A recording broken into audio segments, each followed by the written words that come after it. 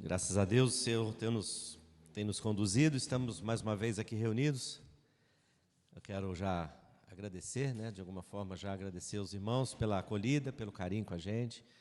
A gente está muito feliz de ter tido essa oportunidade de passar esses dias com os irmãos aqui. Espero que os irmãos tenham me tolerado.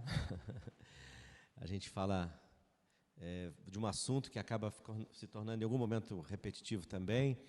O meu desejo, minha oração é que, ao final desses estudos aqui, os irmãos tenham sido despertados para a iminente volta do Senhor e que a gente possa, de fato, tirar, como nós falamos lá no primeiro dia, proveito para a nossa vida prática.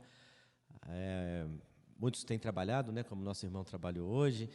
A grande maioria volta a trabalhar amanhã. A gente vai enfrentar as lutas do dia a dia, os leões que vêm todo dia ao nosso encontro, mas se a gente tiver com o nosso olhar bem focado no lugar certo, que é Cristo, na esperança de que em breve Ele voltará, isso vai mudar a nossa forma de encarar os desafios do nosso dia a dia, as tentações, as coisas que a gente depara, e eu oro ao Senhor para que, de fato, nós sejamos despertados.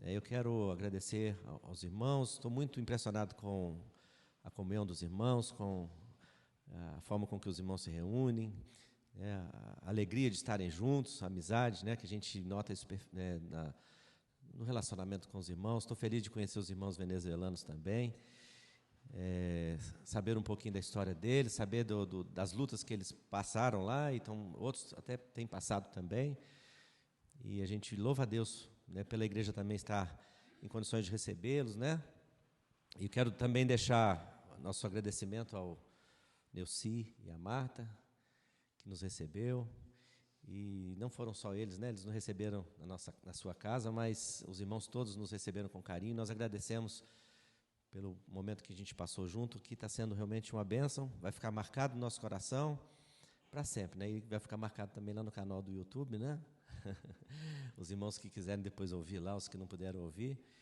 Então, eu fico muito grato de ver também alguns familiares aqui, pessoas que eu nem imaginava que iria ver, estão aqui, estou muito grato por isso.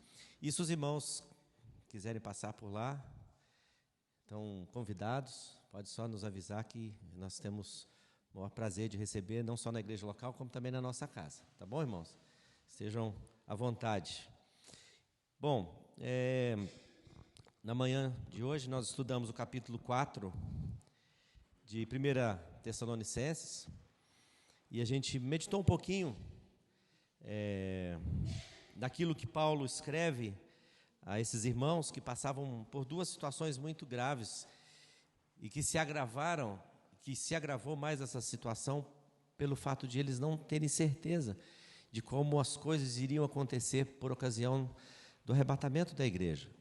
O que nós falamos foi que uma igreja jovem, de mais ou menos 3 anos de vida, mas já uma igreja firmada na palavra, e aconteceram duas coisas que a gente viu de manhã, que foi a morte de alguns entes queridos e algumas perseguições que já haviam surgido, e dentre essas perseguições, parece que se levantou no meio da igreja algumas pessoas, alguns, não sei se mal intencionados ou não, dizendo que o dia do Senhor já havia chegado, e eles ficaram em apuros, ficaram em preocupação quanto a isso, por causa da perseguição que, de uma certa forma, já havia se levantado essa jovem igreja. Então, Paulo, ao escrever o capítulo 4, falando a respeito do arrebatamento, ele fala para instruir aquela igreja, para que eles saibam que o Senhor não esqueceu dos seus entes queridos, eles não vão ficar para trás, e a ressurreição dos mortos não se dará depois do arrebatamento, ou seja, eles não vão perder essa bênção. Os que morreram em Cristo vão ressuscitar no ato do arrebatamento da igreja, e ainda antes dos vivos serem arrebatados. Então, Paulo esclarece essa questão entre eles e apresenta isso como um consolo, para que eles não ficassem tristes, como os demais que não têm esperança. E o capítulo 5, que a gente quer meditar um pouco agora, ele vai mostrar a continuação da palavra de Paulo. Nós falamos hoje de manhã que a gente acaba parando aqui, mas o assunto é um só, o assunto é a sequência do que Paulo quer completar de ensino e de orientação e consolo para os irmãos. E então, assim, havia dúvidas, uma certa ignorância, né, por parte dos irmãos com respeito ao que aconteceria com os que já dormem, se eles perderiam ou não o arrebatamento da igreja. Paulo esclarece que isso não é possível, que isso, o Senhor mesmo vai descer, Ele vai trazer em sua companhia os que dormem, e haverá uma reunião de todos os salvos nos céus. Agora, interessante que a forma que Paulo vai abordar agora, ele vai mostrar que não havia ignorância da parte dos tessalonicenses com respeito ao dia do Senhor. Isso fica claro porque, e essa clareza nos vem quando a gente lê também a segunda carta, que Paulo fala assim: eu já falei isso quando eu estive com vocês não lembram? Mais ou menos isso, não é? E vamos ler então para a gente entender o propósito de Paulo que tem aqui, a finalidade que Paulo tem no seu ensino. Deixa eu ver se eu... Isso aqui. Primeira coisa é a finalidade do ensino a respeito do dia do Senhor. Bom, vamos lá. 1 Tessalonicenses, capítulo 5, vamos ler até o versículo 11. Diz assim: irmãos, relativamente aos tempos e às épocas, não há necessidade que eu vos escreva, pois vós mesmos estáis inteirados com precisão de que o dia do Senhor vem como ladrão de noite. Percebem que quando ele escreve lá, não quero que sejam ignorantes a respeito? Então, e aqui a linguagem de Paulo, olha, vocês já estão precisamente informados a respeito do dia do Senhor. Então, eles já estavam, não tinham dúvidas quanto a isso. Ele diz no versículo 2, vocês estão inteirados com precisão. Quem que inteirou esses irmãos com precisão? O próprio Paulo, no tempo em que ele esteve com eles lá. E ele diz assim: quando andarem dizendo paz e segurança, eis que lhes sobrevirá repentina destruição, como vêm as dores de parto a que está para dar à luz, e de modo nenhum escaparão. Mas vós, prestem atenção nesses pronomes que Paulo usa aqui, mas vós, irmãos, não estáis em trevas, para que esse dia, como ladrão, vos apanhe de surpresa. Porquanto vós todos sois filhos da luz e filhos do dia. Nós não somos da noite nem das trevas. Assim, pois, não durmamos como os demais. Pelo contrário, vigiemos e sejamos sóbrios. Os que dormem, dormem de noite. Os que se embriagam, é de noite que se embriagam. Nós, veja novamente o pronome sendo usado, nós, porém, que somos do dia, sejamos sóbrios, revestindo-nos da couraça da fé e do amor, e tomando como capacete a esperança da salvação. Muito interessante isso aqui. Qual é o capacete que protege a nossa mente? A esperança da salvação. E lembra que nós falamos de manhã? Não é uma esperança como de vez em quando a gente fala, eu espero, né? Espero que eu consiga. Não. É uma esperança que indica uma certeza absoluta. Então, o que protege a mente dos crentes, que é isso que o Paulo está dizendo? A esperança da salvação. Então, vocês não são nós somos do dia, sejamos sóbrios, revestindo-nos da couraça da fé e do amor, e tomando como capacete a esperança da salvação, porque Deus não nos destinou para a ira, mas para alcançar a salvação mediante nosso Senhor Jesus Cristo, que morreu por nós, para que, quer vigiemos, quer durmamos, vivamos em união com Ele. Consolai-vos, pois, uns aos outros, e edificai-vos reciprocamente, como também estáis fazendo. Percebe um outro paralelo com a primeira fala? Consolai-vos uns aos outros, com essas palavras. E eu quero ler o versículo 23 também. Paulo fala assim: o mesmo Deus da paz vos santifique em tudo, e o vosso espírito, alma e corpo sejam conservados íntegros e irrepreensíveis na vinda de nosso Senhor Jesus Cristo. Fiel é o que vos chama, o qual também o fará. Então, qual é a finalidade do ensino de Paulo aqui?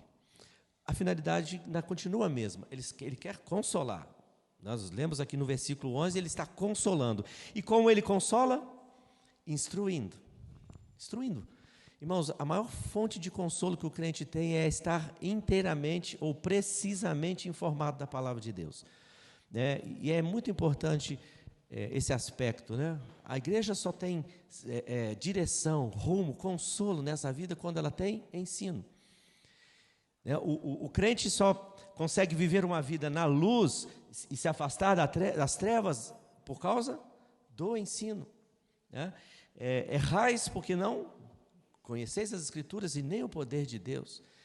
Então, quando a igreja é edificada na palavra, quando ela é ensinada na palavra, não há dúvidas. E é exatamente isso que nós devemos fazer. E nós louvamos a Deus porque, desde o tempo dos apóstolos, a gente vê isso. Eles estavam unânimes em oração, comunhão, no partir do pão e na doutrina dos apóstolos.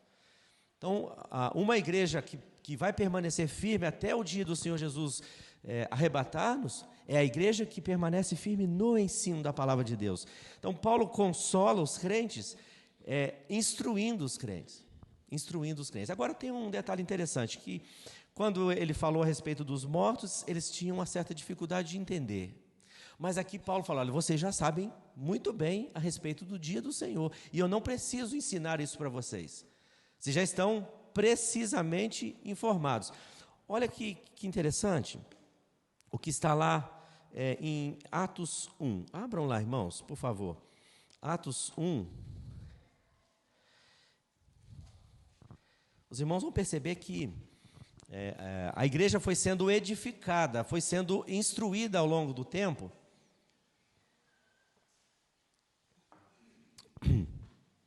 Atos 1 e o versículo 6. Fala assim, então, os que estavam reunidos lhe perguntaram, esse momento aqui, só para a gente contextualizar, são os momentos finais do Senhor Jesus aqui na terra, poucos momentos, não sei se dias, mas poucas horas talvez, antes dele ser assunto ao céu. Ele estava reunido no cenáculo junto com seus discípulos e eles lhe perguntam.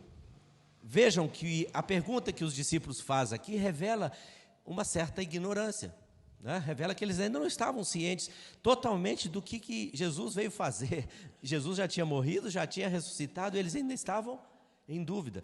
E eles perguntam assim, Senhor, será este o tempo que restaures o reino a Israel?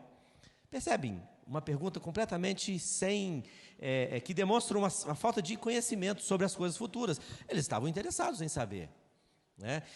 E Jesus já havia ressuscitado, alguns haviam duvidado, mas o Senhor já havia apresentado para eles. Jesus havia falado para eles, olha, o Filho do Homem vai ser entregue nas mãos dos pecadores, vai morrer, mas ao terceiro dia vão ressuscitar, e eles não se atentaram para isso. Isso aconteceu, eles também não se atentaram para isso. Quando o Senhor Jesus agora está ressurreto, dando as instruções finais, falando para eles, olha, vocês fiquem em Jerusalém até que do alto vocês sejam revestidos de poder, porque descerá sobre vós o Espírito Santo, e vocês me serão testemunhas em toda a Judéia, Samaria e até os confins da terra. E aí eles perguntam assim, então é nesse tempo que restauras o reino a Israel? E o que o Senhor fala? Respondeu-lhes, não vos compete conhecer tempos ou épocas que o Pai reservou pela sua exclusiva autoridade. Não é interessante? O Senhor fala para ele assim, calma, não passe o carro na frente dos bois, como a gente costumava dizer antigamente. Calma, uma coisa após a outra. Né? Vocês querem saber coisas que vocês ainda não estão preparados para saber. Na hora certa vocês vão saber, vocês vão receber o Espírito Santo. Quando o Espírito Santo vier, as coisas vão começar a fazer sentido. Vocês vão entender a missão de vocês. E o Senhor está dizendo assim, olha, não vos compete. Né? O Senhor não está sendo mal educado aqui. Né? O Senhor está dizendo para eles assim, olha, calma, na hora certa vocês vão entender. Daqui a pouco vocês vão entender o que eu estou dizendo. E ele fala, vocês vão receber o Espírito Santo, etc. E após ele dizer isso, dizer que eles ficassem em Jerusalém, o Senhor é assunto ao céu. E a gente sabe a história da igreja. Poucos dias depois, talvez uns 10 dias depois, não é? O Espírito Santo vem, enche-os de poder e agora eles têm a clareza do que eles devem fazer. Eles são unidos em um corpo, o corpo de Cristo, só que essa clareza, ela também não acontece de uma hora para outra. Na medida que eles vão recebendo as revelações de Deus ali, através do Espírito Santo, eles vão tomando consciência. E nós falamos aqui praticamente, nesses dias, dos ensinos de Paulo com respeito a tempos e épocas. Foi Paulo, então, que traz à luz informações que os discípulos não tinham no início. E a Paulo é revelado aqueles mistérios, o mistério da igreja, das dispensações, do mistério que fala os gentios unidos no mesmo corpo, etc. Então, o Espírito Santo agora está instruindo a igreja. Vejam o que Paulo escreve aos Romanos no capítulo 13 e o versículo 11. O que eu quero trazer para isso? Os irmãos perceberem aqui como os irmãos estão crescendo no conhecimento da palavra de Deus, e na medida que eles vão recebendo o ensino, eles vão sendo esclarecidos. Então, Romanos 13 e 11.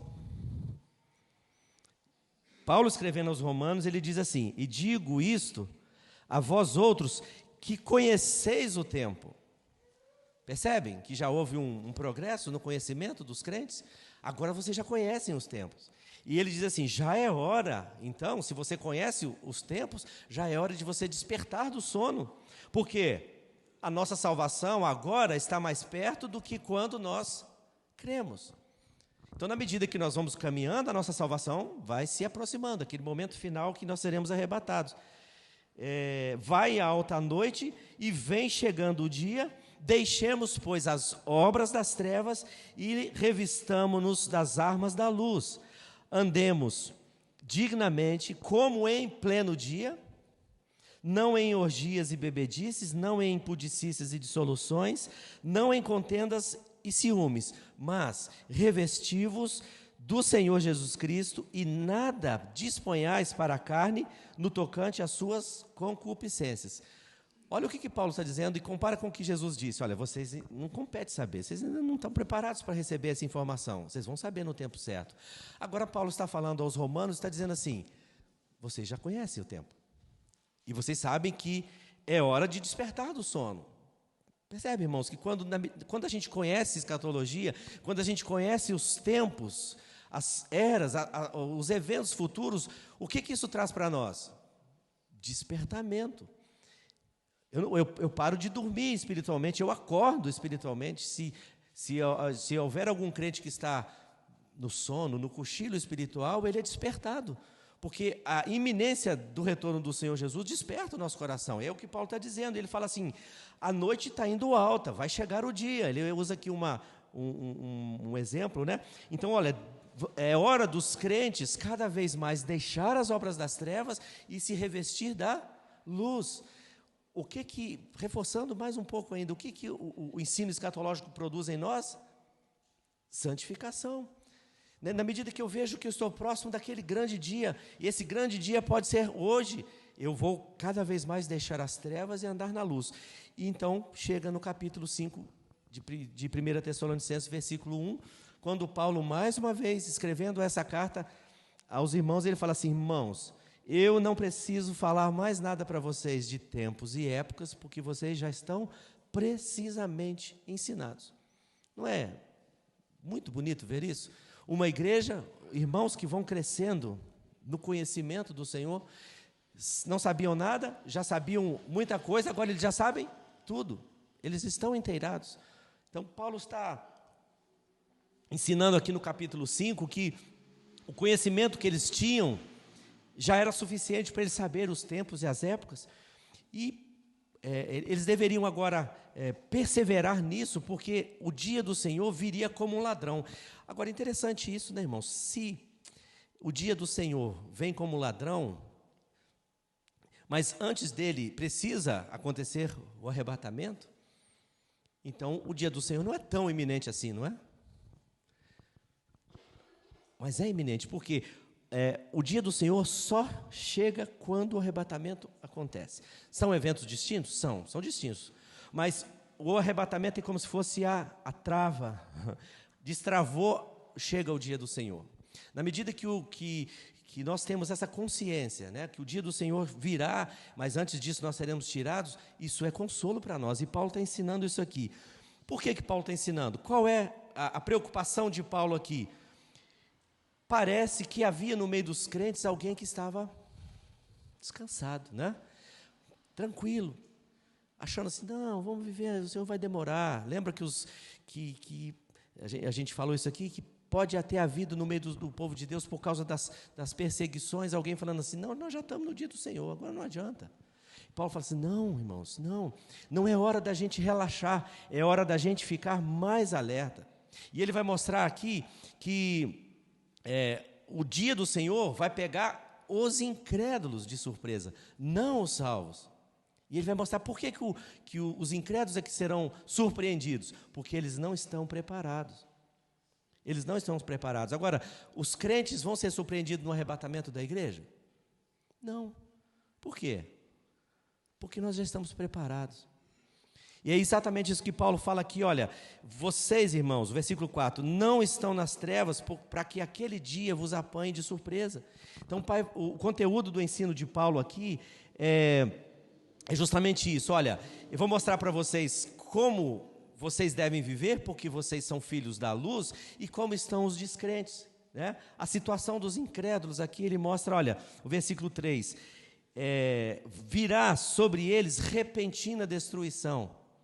Agora, essa repentina destruição atingirá a nós? Não, porque Paulo fala assim no versículo 4, vocês estão na luz, na luz. É um privilégio ser um crente do Senhor Jesus, não é? Ele mostra aqui que a situação dos crentes aqui é uma situação de um grande privilégio. Ele faz um contraste aqui entre dos incrédulos com os crentes. Os incrédulos serão surpreendidos. No dia que o arrebatamento ocorrer, né, o mundo vai ser surpreendido com uma chegada iminente de juízo. Né? Iminente não, uma chegada abrupta, né, de juízo, de destruição.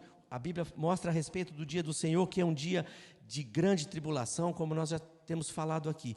Agora, para nós esse dia não nos apanha de surpresa, porque nós já temos o Senhor Jesus como Salvador. E Paulo vai falar, aplicar esse ensino sobre o dia do Senhor para a nossa vida prática. Então, ao contrário do arrebatamento, é para um consolo, para uma direção, o ensino sobre o dia do Senhor, para nós vivermos uma vida prática diferente. Lembram aquilo que a gente leu lá em Romanos 13, 11?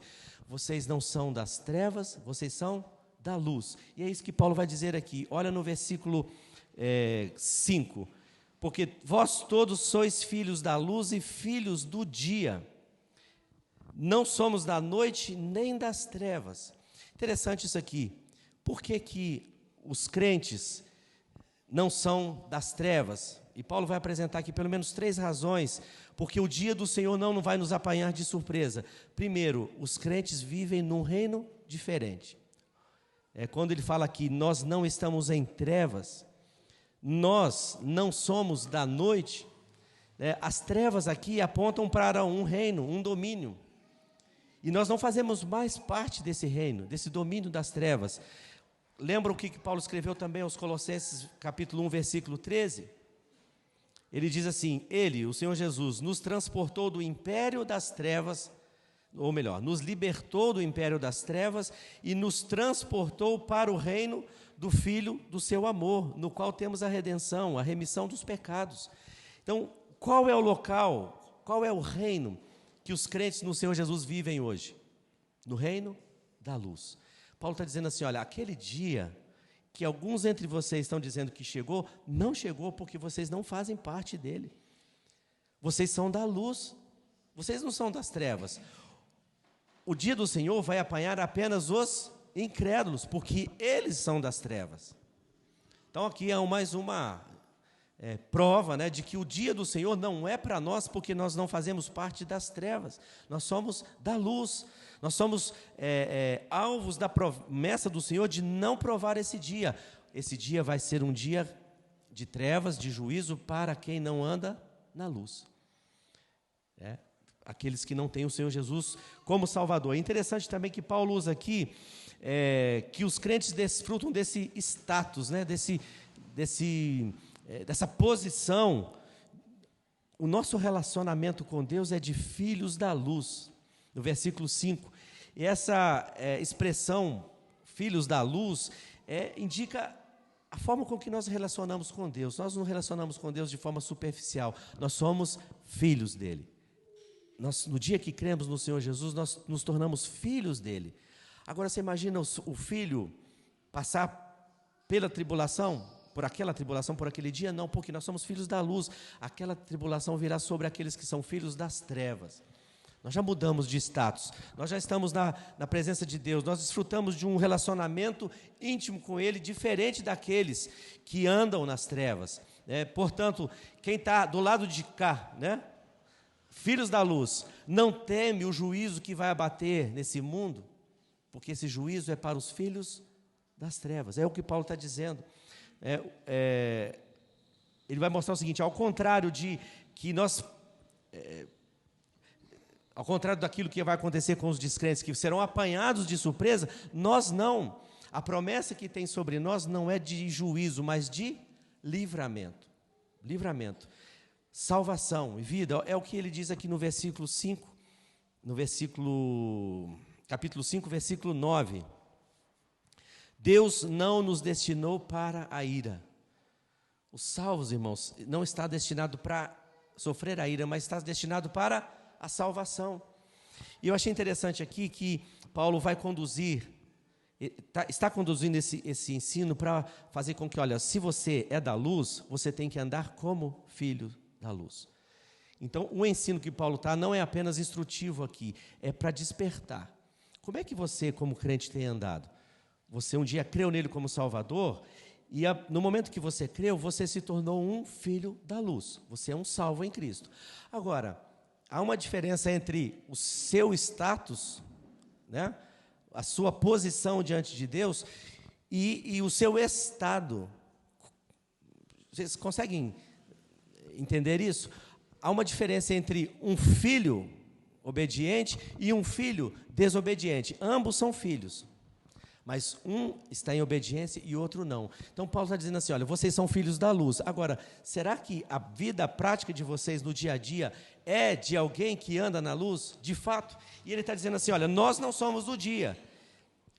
Se nós não somos do dia, o que nós devemos ser? Sóbrios.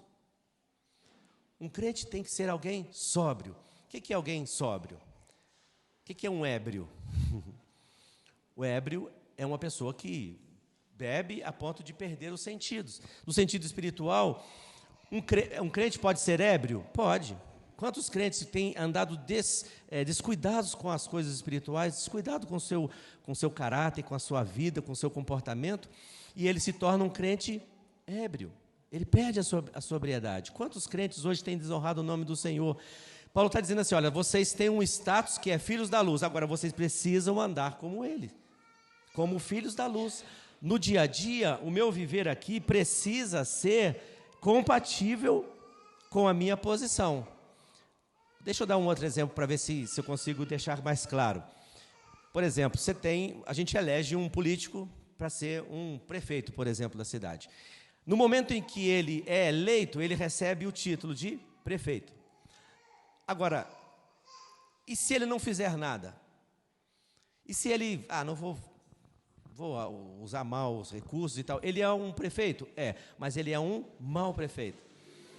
Ele tem um status? Tem, mas não tem uma condição. Na prática, ele é um péssimo administrador, uma pessoa desonesta, mau caráter, etc. Então, há uma grande diferença entre o seu status e a sua posição.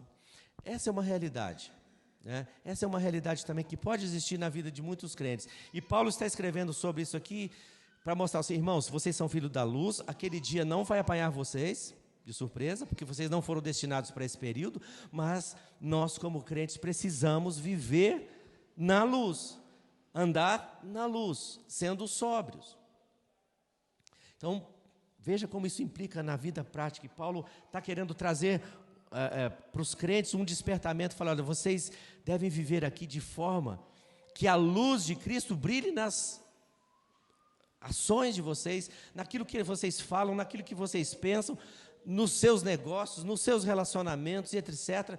Nós devemos sempre ser filhos da luz, na prática, fazendo as coisas certas.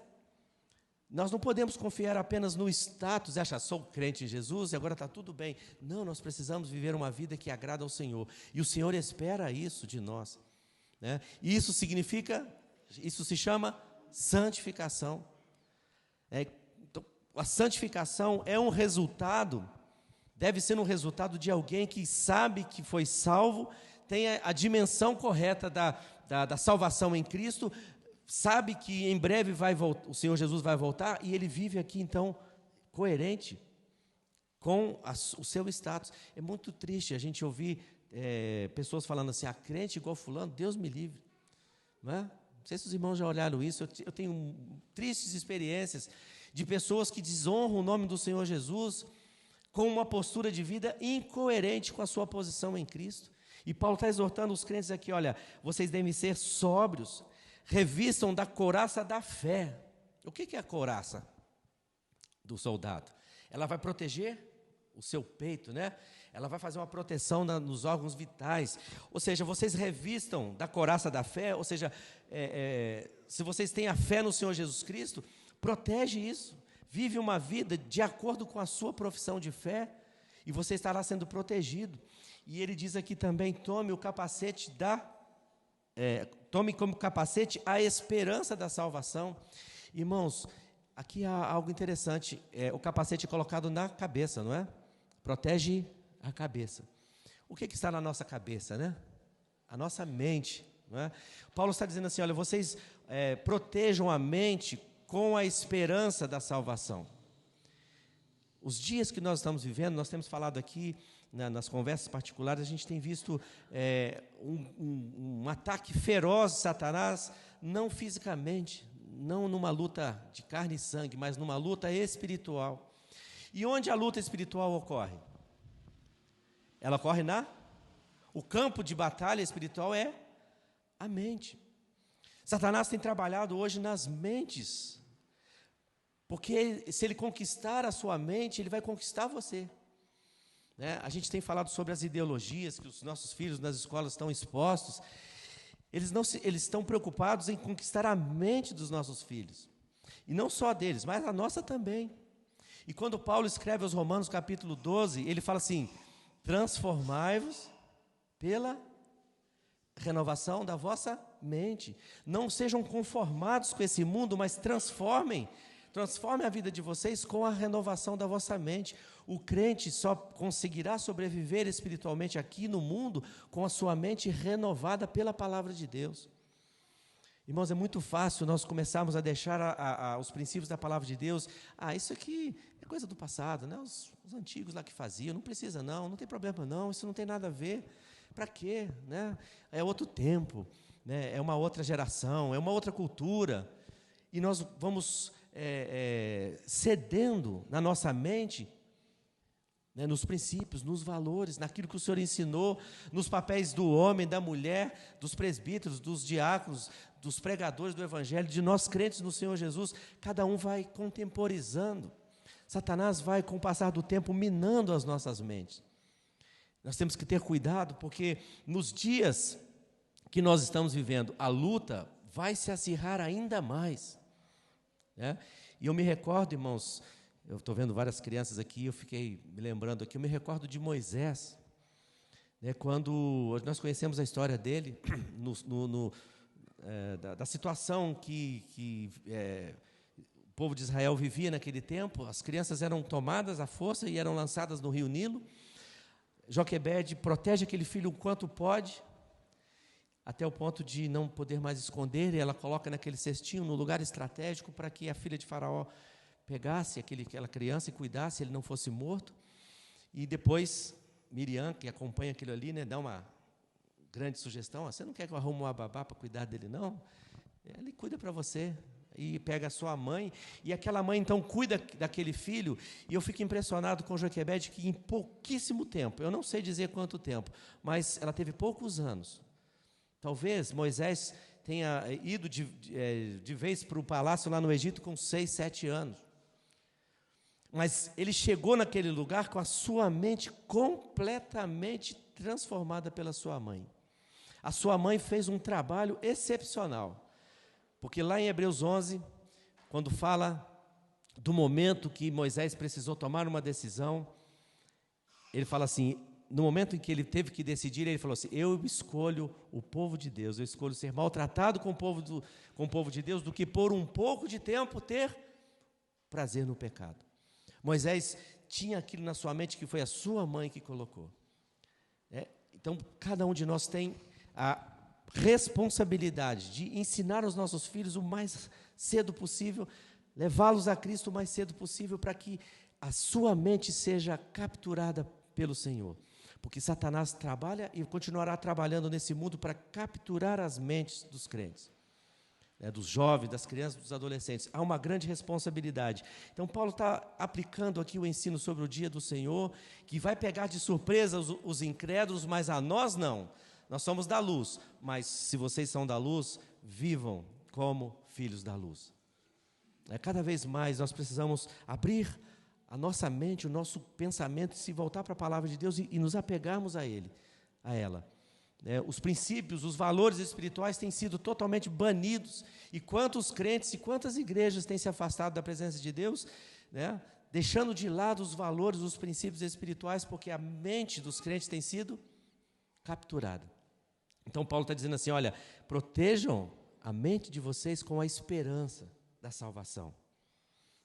E ele vai dizer aqui, olha, Deus não nos destinou para a ira. Esse destinar aqui não tem nada a ver com predestinação, não é? Aquele que crê no Senhor Jesus, ele é salvo, então ele está destinado à salvação. E a gente vai entender daqui a pouquinho o que significa essa salvação. Mas ele fala assim, olha, nós não estamos destinados para esse momento de ira que virá sobre esse mundo. Nós estamos destinados para a salvação. Então, aqueles que creram no Senhor Jesus têm a promessa. Agora, como é que Deus destinou-nos para a salvação? Ele explica aqui também. Mediante nosso Senhor Jesus Cristo, que morreu por nós.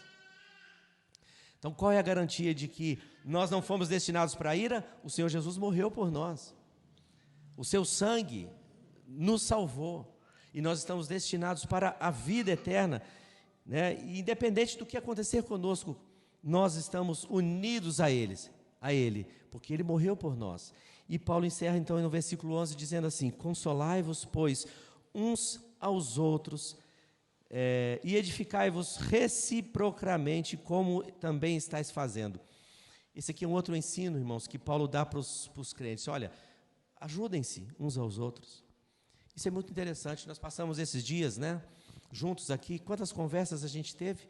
Um tem uma dúvida, outro tem outra, aí um fala uma coisa, outro fala outra, e as dúvidas vão sendo sanadas. Irmãos, é exatamente isso que a gente tem que fazer com os nossos irmãos. De repente a gente se depara com algum irmão que está, quem sabe, atribulado, com algumas dificuldades, com algumas dúvidas, e nós sentamos com ele, nós oramos. Eu falo, irmão, vai passar. Daqui a pouco as lutas passam, vamos permanecer firme, é só até Jesus voltar. Volte para a palavra de Deus, e daqui a pouco aquela crise passa. Então Paulo está dizendo que deve haver entre nós esse consolo recíproco. E é importante isso, quando Paulo escreve aos Efésios também, ele fala assim, olha, falando entre vós, com salmos, hinos, cânticos espirituais, isso vai fazer com que nós sejamos cheios do Espírito Santo. Os dias que a gente está vivendo, nós precisamos cada vez mais dessa comunhão, de estarmos juntos. Eu quero deixar assim bem claro a minha alegria de ter ficado junto com os irmãos nesses dias, essas 2 tardes que passamos juntos, como isso me ajudou, e é isso que a gente tem que fazer. Irmão, o dia que vier a luta, que vier a dificuldade, não deixe de reunir, não. Venha reunir. Mas venha. Não é assim que muitos crentes fazem. Quando vem uma luta, não vou na reunião, não. Vou ficar em casa. Aquele irmão lá passou perto de mim, eu acho que não está feliz comigo, eu não vou na reunião. Ao contrário, irmão, se surgir um problema entre nós, não deixe de reunir, chega mais perto, resolva o problema. Quem sabe é uma coisa que aconteceu só na sua mente, aquilo de fato não aconteceu nada, o irmão não está nada chateado com você. Quantas vezes Satanás tem nos feito deixar de reunir? O escritor aos Hebreus fala, não deixe de congregar, como é costume de alguns, tanto mais quanto vedes que esse dia está se aproximando. Então Paulo está dizendo assim, irmãos, vamos trabalhar, vamos viver entre nós aqui, cada um ajudando o outro, consolando o outro, animando o outro. Fala, irmão, continua firme, essa luta vai passar, essa dificuldade você vai vencer. Até um pecado, quando acontecer um pecado na nossa vida, nós precisamos agir com misericórdia, com compaixão. Não é tolerar o pecado, não é passar a mão no pecado, Mas aquele que pecou, ele precisa se arrepender e precisa ser recebido com misericórdia. A igreja é o lugar da misericórdia. Paulo está dizendo aqui, olha, não trabalhem de forma errada, né? Como alguns estavam trabalhando, não, já chegou o dia do Senhor, esquece, perdemos essa guerra, agora a gente vai ter que enfrentar esse dia. Paulo está dizendo, não é assim, vivam mais intensamente, porque vocês são da luz, vivam cada vez mais para a glória de Deus, porque esse dia não foi destinado para nós somos salvos em Cristo. Irmãos, isso é igreja. Igreja é um lugar onde nós nos motivamos, o Espírito Santo enche-nos de alegria, nós transbordamos essa alegria para os irmãos. Quem sabe o irmão está feliz, eu estou triste, e esse irmão me alegra, me ajuda. A igreja é esse lugar. E Paulo está dizendo assim, irmãos, vivam a vida cristã, cotidiana de vocês, de forma intensa, uns ajudando os outros, né? Cooperando uns com os outros. Agora, como é que eu vou receber cooperação se eu não venho me reunir? Então venha, esteja presente nas reuniões, todas as reuniões possíveis, só aquelas que você não puder vir, mas esteja aqui é o nosso lugar. Não deixa de reunir, porque quando nós deixamos de reunir, aquela fraqueza inicial, ela se acentua cada vez mais, e quanto mais tempo eu passo longe dos meus irmãos, mais difícil é voltar. E Paulo está, então, aplicando esse exemplo aqui, olha, nós fomos destinados para a salvação. Consolem uns aos outros, né? Nas lutas que vocês estão vivendo, não esmoreçam, permaneçam firmes, porque vai passar. Fiquem firmes. E Paulo, então, no versículo 23 que a gente leu, ele diz assim, o mesmo Deus da paz vos santifique em tudo. A santificação é algo que nós estamos nesse processo, né? Estaremos nele até no dia do arrebatamento. E ele diz assim, que o Deus da paz vos santifique em tudo. E ele diz assim, e o vosso espírito, alma e corpo sejam conservados íntegros e irrepreensíveis na vinda de nosso Senhor Jesus Cristo. É interessante esse aspecto aqui, porque Deus não salva apenas o espírito, né? Deus não salva apenas a alma ou apenas o corpo. Aqui nesse versículo a gente entende que o ser humano, a salvação que o Senhor Jesus fez para o ser humano, ela é completa. Ela salva espírito, alma e corpo. O nosso espírito foi salvo quando? No dia que cremos no Senhor Jesus. No dia que nós nos arrependemos do nosso pecado, naquele dia nós fomos totalmente salvos. O nosso espírito foi religado com Deus. Voltamos a ter comunhão com Deus.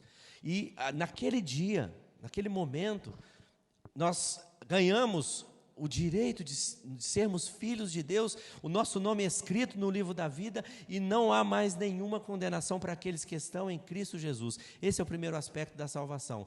Só que depois desse primeiro momento, o que acontece? A nossa alma, ela entra num processo de salvação também. Como se dá esse processo? É na nossa alma que está o pecado, né? É na nossa alma que está a natureza carnal. E como eu salvo a minha alma? Na santificação diária, dia a dia, buscando ao Senhor. O Senhor vai trabalhando em mim e Ele vai transformando a minha vida. Quando é que isso acaba? Quando é que isso termina? No dia do arrebatamento. A nossa alma, a nossa santificação é um processo da salvação que é diário, contínuo, até o dia que vamos nos encontrar com Ele. E nesse dia, o nosso corpo também será salvo. Nós falamos isso de manhã aqui. Se estiver na sepultura, vai ressuscitar um corpo transformado. Nós, os que estivermos vivos, seremos arrebatados, o nosso corpo transformado. Então, espírito, alma e corpo são plenamente conservados, irrepreensíveis. Naquele dia estará espírito, alma e corpo na presença do Senhor, transformado. A salvação que nós já desfrutamos ainda não é completa. Entendem que ela não é completa? Nós estamos com o nosso espírito salvo, a nossa alma sendo salvo, mas ainda tem no nosso corpo que é um corpo abatido, né? É um corpo que ainda está sujeito ao pecado, mas naquele dia a salvação se tornará completa. O nosso corpo vai ser transformado e nós estaremos para sempre com o Senhor.